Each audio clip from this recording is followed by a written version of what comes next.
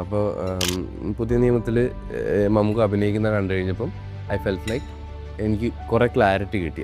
ഏകദേശം ഇതുപോലൊരു പരിപാടിയിലേക്കാണ് നമ്മൾ വർക്ക് ചെയ്യേണ്ടത്. ഞാൻ അത് അങ്ങനെയല്ല ചെയ്തുകൊണ്ടിരുന്നത്. നമുക്ക് ഒരു ഷോട്ടിൽ എൻ്റെ സജഷനിൽ നമുക്കൊരു ഷോട്ട് വെച്ച് ആ ഷോട്ടിൽ ആദ്യമായിട്ട് നമുക്ക് പെർഫോം ചെയ്യുന്ന അത്ര അടുത്തൊന്ന് കണ്ടു കഴിഞ്ഞപ്പോൾ എനിക്ക് തോന്നി okay I have a target to work towards.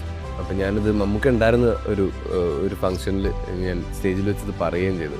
അത് കഴിഞ്ഞ് 10 വർഷം കഴിഞ്ഞ് മമ്മൂക്കായിട്ട് വർക്ക് ചെയ്തപ്പോൾ വീണ്ടും ഐ ഫെൽറ്റ് ലൈക്ക് എനിക്ക് വേറൊരു ടാർഗറ്റ് കിട്ടി മുമ്പോട്ട് വർക്ക് ചെയ്യാൻ. കാരണം ചത്താപ്പച്ചയിലും നമുക്കൊരു ചെറിയൊരു ഗസ്റ്റ് അപ്പിയറൻസ് പരിപാടി, ഒരു ക്യാമിയോ ആണ് ശരിക്കും മമ്മൂക്കേൻ്റെ. അപ്പോൾ നമുക്ക് as the star that he is വന്ന് നിന്നാൽ മാത്രം മതി എങ്കിലും ഈ മെയ്ഡ് ഷുവർ ദാറ്റ് ഒരു ക്യാരക്ടറായിട്ടാണ് നമുക്ക് വന്ന് അന്ന് അവിടെ പെർഫോം ചെയ്തത്. അല്ലാതെ ചുമ്മാ വന്ന് നിന്ന് ഡയലോഗുകൾ നോക്കി ആ സീനിൽ വേണ്ട കാര്യങ്ങളെല്ലാം ചെയ്ത് പോയത് മാത്രമല്ല, he had A character that he brought.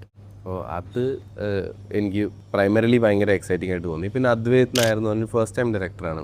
അവിടെ ഒരുപാട് ഫസ്റ്റ് ടൈമേഴ്സ് ആയിരുന്നു ബേസിക്കലി. ഇതിൽ പടത്തിൽ ഡയറക്ടർ, പ്രൊഡ്യൂസർ എല്ലാവരും ഫസ്റ്റ് ടൈമേഴ്സാണ്.